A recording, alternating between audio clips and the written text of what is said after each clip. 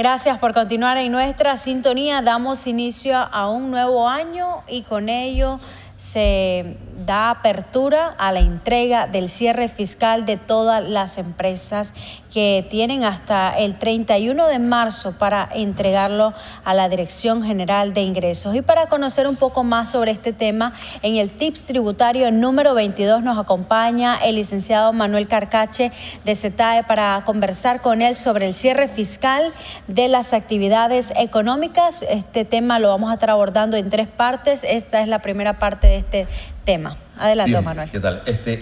Bueno, vamos a entregarlo en 4 partes, el tema, para irlos explicando paso a paso todo lo que es el proceso del cierre fiscal para las personas que realizan actividades económicas.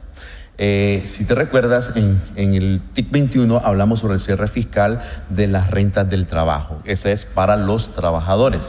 Ahora les toca a las personas jurídicas o personas naturales que realizan actividades económicas. En este caso, la Ley de Concertación Tributaria, en su artículo 3 y 13 de la ley, establece que las personas que realizan actividades económicas están obligados a presentar su declaración. El cierre fiscal, se realiza el cierre fiscal y contable el 31 de diciembre del año 2016. Sobre el periodo del 1 de enero del 2016 al 31 de diciembre es el periodo, ¿verdad? Entonces, a partir del 1 de enero al 31 de marzo del 2017 inicia el proceso de cierre contable y fiscal. Hablo de cierre contable y fiscal porque una cosa es determinar la ganancia contable y otra cosa es determinar la ganancia fiscal. O sea, como decía de los tiempos bíblicos, ¿verdad? Lo que es del César es del César y lo que es de Dios es de Dios. Por eso se tiene que hacer una conciliación fiscal para determinar la correcta base imponible del impuesto sobre la renta y pagar lo justo, ¿verdad? Nada menos, nada más, sino lo justo de acuerdo a la ley. En este sentido, las personas que están obligadas a presentar esta declaración son todas aquellas que están dentro de los sectores económicos como la agricultura, la acuicultura, la ganadería, las canteras, las minas, los exportadores, las cooperativas inclusive. Las cooperativas que superen los ingresos arriba de 40 millones de Córdoba están obligadas a presentar su declaración. Ahora, presentar declaración no siempre es sinónimo de pagar, porque algunas entidades, ¿verdad?, podrán haber tenido sus problemas financieros, económicos y presentan un resultado negativo. En ese sentido, ellas tienen que presentar su declaración fiscal. Las otras que tienen ganancia presentan su declaración y efectúan su pago. Entonces, dentro de estos sujetos, también tenemos que los sujetos pasivos del impuesto sobre la renta de actividades económicas son las personas naturales, jurídicas, fideicomiso y las personas no residentes con sin establecimiento permanente. Es decir, las personas naturales son aquellas que no están constituidas mediante una acta de constitución, no son SA, o no son limitadas, o no son en comandita, etc. Las personas naturales, cuando usted se inscribe como persona natural y realiza una actividad económica. Dentro de estas personas también están los profesionales. Esto es muy importante también aclararlo porque los profesionales tienen que preparar su declaración del IR anual. Y es conveniente que la efectúen porque a las personas naturales que realizan su ejercicio profesional, a ellos le retienen el 10%. Y eso está establecido legalmente en el reglamento. Las personas que no están inscritas como personas jurídicas les retienen el 10%. Las personas que están inscritas como profesionales, pero como personas jurídicas, se les retiene el 2%. Como notarás, la retención del profesional es mayor que de una persona natural que una persona natural. Entonces, es importante que presente su declaración para saber si es posible recuperar algún pago en exceso que haya realizado en concepto del pago del impuesto sobre la renta. Pero hay mucho desconocimiento para los profesionales. Sí, en ese hay tema. desconocimiento en cuanto a la retención, porque déjame decirte lo siguiente, muchos profesionales que nos la andamos buscando ahí, ¿verdad?, el día a día, y no somos personas jurídicas, ellos creen que por el puro hecho de estar inscrito en la administración tributaria como personas naturales, tenemos la obligación de retenerle el 2%, y no es así. A los servicios profesionales, de acuerdo al numeral 2.2 del artículo 45 del reglamento, establece que la alícuota de los servicios profesionales de las personas naturales es el 10% y de las personas jurídicas es el 2%. Entonces, si el profesional quiere dejar de estar pagando más en sus retenciones mensuales, entonces, ¿qué tiene que hacer su pequeña sociedad, verdad? Una compañía limitada, para que a él le retengan el 2% y no el 10%. Pero, de nuevo, es importante que presente su declaración para que él recupere algo de todas esas retenciones que le efectuaron. También tenemos, dentro de las generalidades del impuesto sobre la renta de las actividades económicas que hoy nos toca el cierre, las personas exentas. Hay personas exentas también que no están obligadas al pago. Sin embargo, están obligadas a presentar su declaración. Como por ejemplo, ¿de quiénes estamos hablando?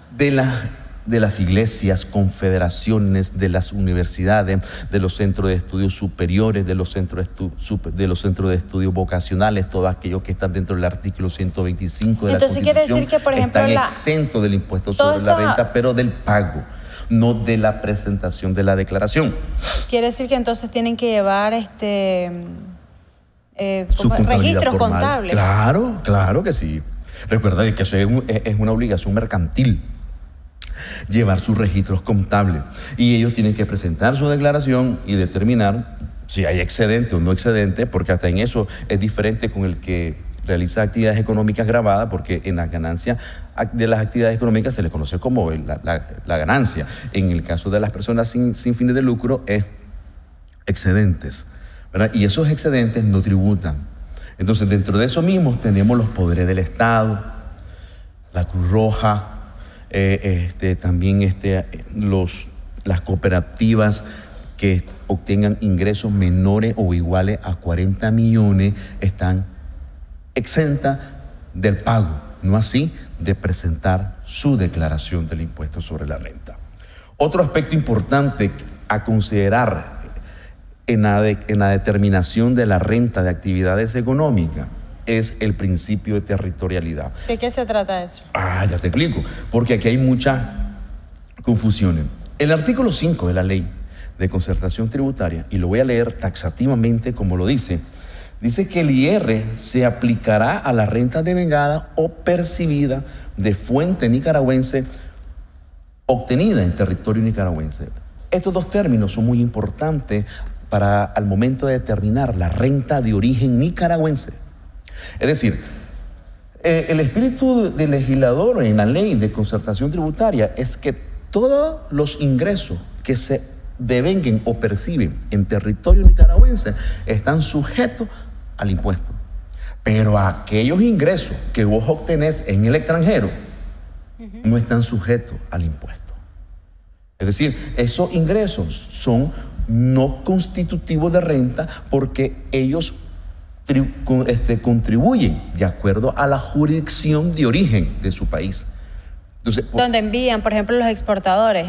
Un ejemplo podría ser. Bueno, es que los exportadores sí declaran y están obligados porque el acto se realiza en territorio nicaragüense. La fuente generadora de renta está ubicada, colocada y situada en Nicaragua. Y el cliente es extranjero, pero aquí se produce esa renta. Entonces, está obligada. Un ejemplo de renta extranjera puede ser, te lo voy a poner en términos un poquito más simples, de que yo me vaya a Guatemala y paso 5 días y de pronto realizo un servicio profesional en Guatemala. Okay. Entonces, ese dinero que yo me gané no es de origen nicaragüense, es de origen extranjero. En consecuencia, a mí me van a efectuar una retención de acuerdo a la jurisdicción de ese país. Sí. En cambio, entonces, una vez que yo presento mi declaración, yo lo voy a declarar, pero como un ingreso no constitutivo de renta. porque aquí en Nicaragua está prohibida la doble tributación, ¿verdad? Nuestro sistema de renta es por el sistema de territorialidad y no por el sistema de renta mundial. Entonces, eso es muy importante tenerlo en cuenta, ese artículo 5 relacionado con el artículo 10 y el artículo 14 de la ley. Y lo voy a volver a repetir porque muchas veces hacemos tributar innecesariamente a las empresas. El artículo 5, el artículo 10 y el artículo 14 es lo que regula el principio de origen y destino de la renta de origen nicaragüense. Igualmente, y dentro de las mismas generalidades del impuesto sobre la renta, tenemos lo que es el hecho generador y su materia imponible. Cuando el contribuyente de las actividades económicas va a determinar su ganancia, eso es lo que se convierte en el hecho generador. La ganancia, sobre la ganancia es que va a tributar. Porque es importante aclararlo, porque muchas veces confundimos. Y hay tendencia siempre a criterio de criterio, pero a veces pienso que tenemos que irnos ordenando en cuanto a definir un criterio. Que los ingresos es igual a ganancia. Entonces muchos piensan que cuando vos efectúas el anticipo del IR, por ejemplo, que es en base a los ingresos brutos, estás pagando sobre tu ganancia. No, vos estás declarando el anticipo del IR en base a tus ingresos brutos, para que al finalizar el ejercicio fiscal, que es el 31 de diciembre, vos determines cuántos fueron tus ingresos y cuánto anticipaste en base a esos ingresos. Pero esos ingresos no son renta hasta ahora, hasta que determinemos el total de tus ingresos, el total de tus egresos, igual la ganancia. Esa ganancia es lo que se convierte en la materia imponible y el hecho generador del impuesto sobre la renta de las actividades económicas. Y ese tema, eso que usted está tocando, ya lo habíamos hablado en un TICS anterior.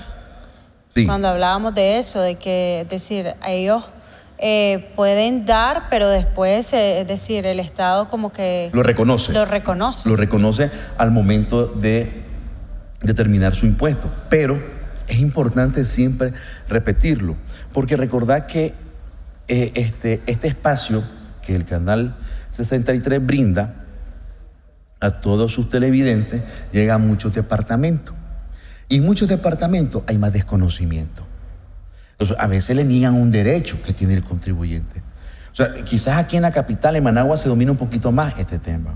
Pero si vos te vas a Río San Juan del Río Coco, si vos te vas a fondo de Jinotega, al fondo de Matagalpa, si te vas a Chontale, si te vas a Huigalpa o a Santo Domingo, La Libertad, ahí hay debilidad en estos temas. Entonces muchas veces la autoridad tributaria comete abuso en decir esto te reconozco, esto no te reconozco. Entonces es importante siempre seguir aclarándole en estos tics que son bastante orientadores, ¿verdad?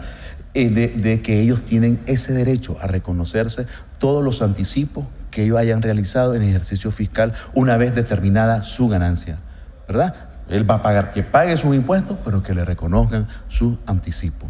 Entonces, en las actividades económicas, Leticia, en parte de las generalidades, entonces tenemos lo que es el origen legal, que está regulado por el artículo 13 y el artículo 3 de la ley, y los sujetos pasivos. ¿Qué ocurre cuando una empresa no entrega antes del 31 de marzo o no efectúa sus pagos antes del 31 de marzo en base a su ganancia? ¿Qué ocurre? Una multa. Buena pregunta. ¿Qué ocurre? Una multa. Cuando el contribuyente no cumple con los plazos determinados en la ley, entonces es sujeto de una sanción. Y esa multa es por día. Es por día. ¿Y esa multa en base a qué va?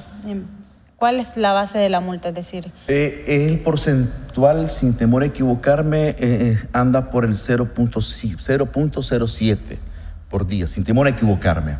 ¿Sobre? No sé si lo confundo con la del IVA. Por día, sobre la base que debió haber declarado. Sobre la base que debió haber declarado. Pero tiene una sanción porque el Código Tributario establece que la deuda tributaria es exigible, empieza a ser exigible desde el momento que debió haber presentado su pago. Es decir, vos tenés hasta 31 de marzo, entonces a partir del 1 de abril la deuda es exigible. Y el fisco, puede perfectamente notificar al contribuyente, puede inclusive hasta iniciar un proceso de un juicio ejecutivo, porque el Estado tiene derecho a esa deuda, pues que él no ha declarado y no la ha pagado, tiene derecho a recuperarla, ¿verdad? Por eso es importante que una vez que el contribuyente declare, pague, porque muchas veces declaran y no pagan. Entonces esa deuda va generando intereses más la multa. Entonces no es negocio para el contribuyente estar asumiendo un costo financiero por pagos atrasados. Muchísimas gracias al licenciado Manuel Carcache por habernos traído la primera parte de 4 sobre el cierre fiscal de las actividades económicas. Sería importante aclarar esto, el RAE, para los televidentes, que el RAE, no sé si en la parte del título aparece, RAE es de renta de actividades económicas. Bueno, muchísimas gracias al señor Manuel Carcache. Espérenos para el próximo tip tributario número 23 para que conozcan más sobre todos los quehaceres del cierre fiscal que concluye que la fecha límite es hasta el 31 de marzo de este 2017. Con esto haremos una breve pausa y ya regresamos con más noticias.